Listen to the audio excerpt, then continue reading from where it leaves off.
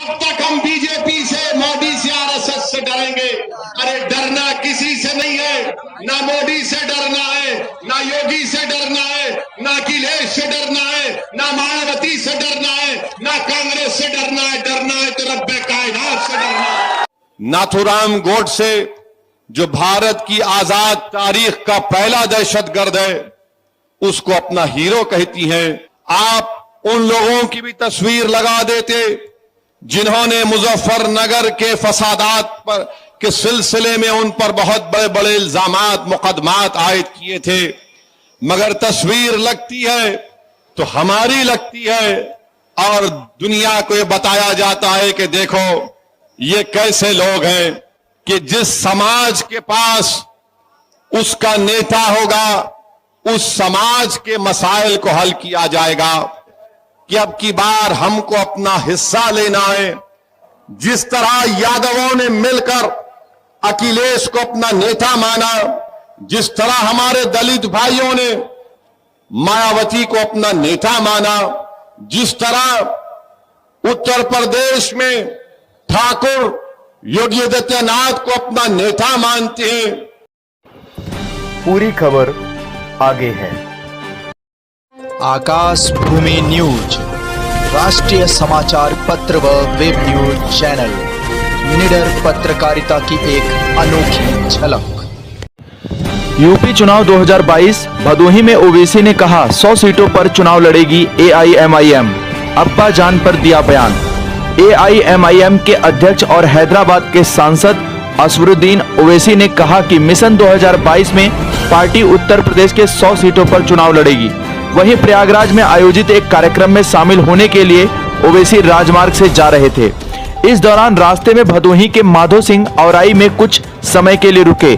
यहां जिलाध्यक्ष नियाज अली और कार्यकर्ताओं ने माला पहनाकर उनका स्वागत किया। वहीं समर्थकों की भीड़ की वजह से वो ज्यादा देर तक रुक नहीं पाए, इसलिए जल्दी ही प्रयागराज के लिए रवाना हो गए। इस दौरान उन्होंने पत्रकारों से कहा कि उत्तर प्रदेश में उनकी पार्टी चुनाव लड़ेगी। अब तक जनप्रतिनिधियों को जिताने का काम किया है, लेकिन अब चुनाव लड़कर मुसलमानों को भी सदन तक पहुंचाने का काम करेंगे। सीएम योगी और राकेश टिकैत पर जुबानी तंज कसते हुए कहा कि मुझे अब्बा जान बोल रहे हैं तो कोई मुझे चाचा जान, गरीबों का अब्बा जान हूं, ओवैसी ने कहा। ओवैसी ने कहा कि कमजोर वर्ग का अब्बा जान बनने में क्या गुरेज है, गरीबों का अब्बा जान हूं और रहूंगा। हमारी लड़ाई हिस्सेदारी की है। प्रदेश में रहने वाले मुसलमान एक ताकत हैं। अब सपा, बसपा और भाजपा ने सिर्फ जातिवाद की राजनीति की है, जनता के हक अधिकार की नहीं। चुनाव के बाद बेरोजगारी, एनकाउंटर के नाम पर समाज के लोग प्रतिदिन मारे जा रहे हैं। 2019 के लोकसभा चुनाव में सपा बसपा के साथ लड़े, जिसमें भाजपा ने बाजी मार ली। हिंदू सेना के कार्यकर्ताओं ने नई दिल्ली स्थित आवास के बाहर प्रदर्शन और तोड़फोड़ कर आवास से नेम प्लेट तोड़ा, जान से मारने की धमकी दी। 13 लोगों के नाम तहरीर देने पर पुलिस ने मात्र 5 लोगों को गिरफ्तार किया। वहीं माना जा रहा है कि यदि ओवैसी की पार्टी एआईएमआईएम भदोही में ताल ठोकी तो मुस्लिम वोटरों को लेकर सपा की राह आसान नहीं होगी। दूसरी ओर जानकारों की माने तो जनपद भदोही में एआईएमआईएम के चुनाव लड़ने से भारतीय जनता पार्टी को सीधे तौर पर फायदा मिलेगा। जनपद भदोही से सुरेश कुमार मिश्रा की रिपोर्ट। जुल्म के महलात खंडर में तब्दील हो जाएंगे जो आज मजलूम अवाम पर जुल्म कर रहे हैं। मेरे अजीज दोस्तों और बुजुर्गों, मैं आपसे गुजारिश करने और आपके बताने आया हूं कि जब अतीक साहब ने फैसला लिया कि मजलिस-ए-इत्तेहादुल मुस्लिमीन में शिरकत करेंगे, शमूलियत इख्तियार करेंगे, तो हमने प्रेस कॉन्फ्रेंस ली लखनऊ में।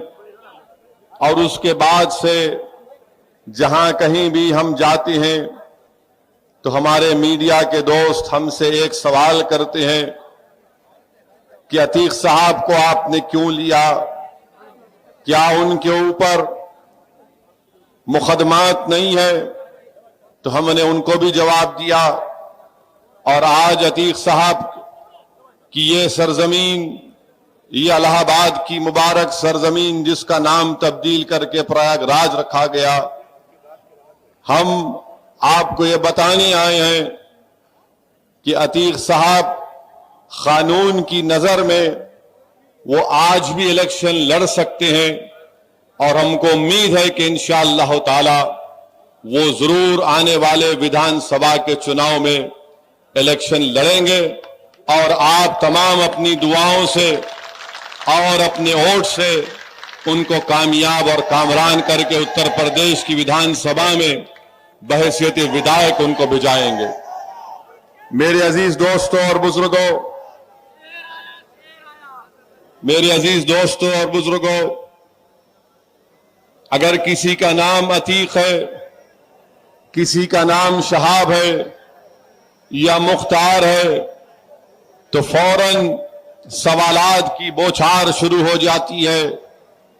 मगर यही उत्तर प्रदेश में मौजूदा योगी सरकार में बीजेपी के ऐसे 100 विधायक हैं जिन पर भी मुकदमात चल रहे हैं। बीजेपी के ऐसे कई सांसद हैं जिन पर भी मुकदमात चल रहे हैं। और भारत की आजाद 75 साल तारीख में एक बदतरीन फसाद उत्तर प्रदेश की सरजमीन पर हुआ। मुजफ्फरनगर के फसादात के बाद आज आप देखते हैं कि योगी सरकार ने बीजेपी के विधायक और बीजेपी के नेताओं के ऊपर से मुकदमात को वापस ले लिए। इस पर मीडिया में कोई गुफ्तगू नहीं की जाती, बल्कि खुद योगी आदित्यनाथ ने बहैसियत मुख्यमंत्री ने अपने ऊपर एक केस को विड्रॉ कर लिया और दूसरे केस को चलाने की इजाजत नहीं दी। बीजेपी की एक सांसद हैं मध्य प्रदेश से, उन्होंने बड़ा अनाप शनाप कहा उस हेमंत करकरे के बारे में जिसने पाकिस्तान से आए हुए टेररिस्ट, आतंकवादी, दहशतगर्दों से मुकाबला करते हुए मुंबई की सरजमीन पर अपनी जान की अजीम कुर्बानी दी। उसके ताल्लुक से बीजेपी की वो सांसद बददुआ देती है हेमंत करकरे को। नाथुराम गोडसे जो भारत की आजाद तारीख का पहला दहशतगर्द है, उसको अपना हीरो कहती हैं। आज मीडिया इस पर खामोश बैठा हुआ है। मेरे अजीज दोस्तों और बुजुर्गों, योगी सरकार ने अतीक साहब के कई घर को तुड़वा दिया, कई लोगों की तस्वीर लगा दिए। मगर हम मुख्यमंत्री से पूछना चाहते हैं कि जब आपने तस्वीर उन लोगों की लगा दी तो जरा उन नेताओं की तस्वीर भी लगा देते आप जिनके खिलाफ आपकी सरकार ने तमाम क्रिमिनल केसेस को वापस लिया। आप उन लोगों की भी तस्वीर लगा देते जिन्होंने मुजफ्फरनगर के फसादात पर के सिलसिले में उन पर बहुत बड़े बड़े इल्जामात, मुकदमात आयद किए थे। मगर तस्वीर लगती है तो हमारी लगती है और दुनिया को ये बताया जाता है कि देखो ये कैसे लोग हैं। मेरे अजीज दोस्तों और बुजुर्गों, याद रखिए कि भारत की सियासत में एक तल्ख हकीकत है कि जिस समाज के पास उसका नेता होगा उस समाज के मसाइल को हल किया जाएगा।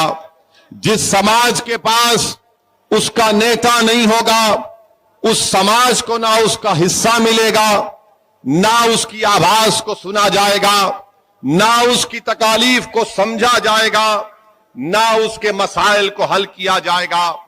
आज असदुद्दीन ओवैसी आपके दरमियान में इसीलिए आया है कि अब की बार हमको अपना हिस्सा लेना है, हमको अपना मुकाम लेना है। और याद रखिए कि मेरी तकारीर को सुनकर जज्बात में आके नारे लगाने से आपको अपना हक नहीं मिल जाएगा। आपको अपना हक उस वक्त मिलेगा जिस तरह यादवों ने मिलकर अखिलेश को अपना नेता माना, जिस तरह हमारे दलित भाइयों ने, खास तौर से हमारे जाटव भाई और बहनों ने मायावती को अपना नेता माना, जिस तरह उत्तर प्रदेश में ठाकुर योगी आदित्यनाथ को अपना नेता मानते हैं, जिस तरह कुर्मी बरादरी के लोग अनुप्रिया पाटिल को अपना नेता मानते हैं, जिस तरह आगरा के बाघेल समाज के लोग बाघेल साहब को अपना नेता मानते हैं, जिस तरह से निषाद के लोग अपनी पार्टी बनाकर अपनी पार्टी से वाबस्ता हो जाते हैं, जिस तरह के हमारे ब्राह्मण समाज के लोग, हमारे ये लोग नरेंद्र मोदी को या फिर अदर जो बैकवर्ड क्लास के लोग हैं, ये मोदी को अपना लीडर मानते हैं। मैं आपको ये बात बताने आया हूं, उत्तर प्रदेश में मुस्लिम अक़लियत की कोई आवाज नहीं, मुस्लिम अक़लियत के वोटों की कोई अहमियत नहीं है, मुस्लिम अक़लियत को उनका हिस्सा नहीं मिलता, मुस्लिम अक़लियत का कोई नेता नहीं है।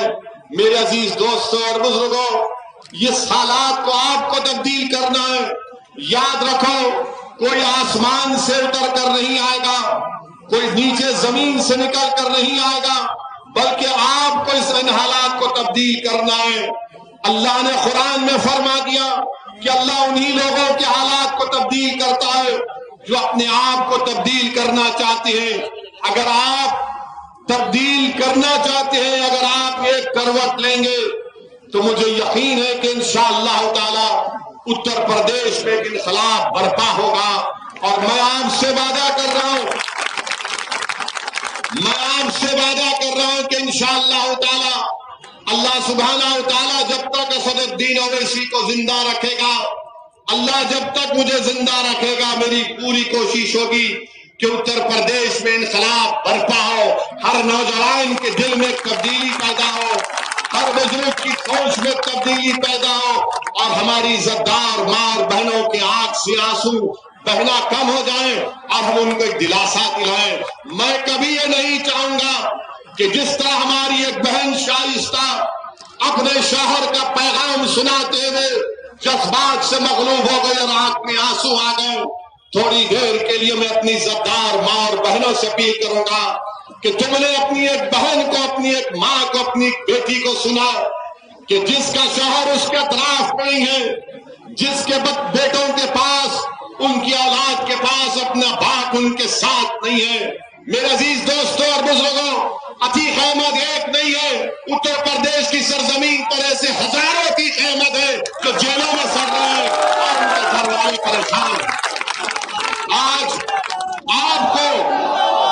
आज मैं आपसे अपील करने आया हूं कि ये नाइंसाफी को खत्म करना है। तब तक हमारी बहन अपने जज्बात को, अपने शौहर के जज्बात को जेल के अंदर से पढ़कर यहां पर सुनाएंगे। कब तक हम लोग ये नाम निहाद सेकुलर पार्टियों के डर से, खौफ से जिंदगी गुजारेंगे? कब तक हम बीजेपी से, मोदी से, आरएसएस से डरेंगे?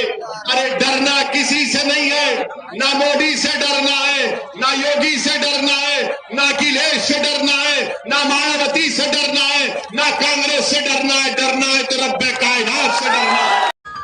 लाल बटन दबाकर चैनल को सब्सक्राइब करें तथा घंटी का बटन अवश्य दबाएं ताकि सभी वीडियो की जानकारी आपको मिलती रहे।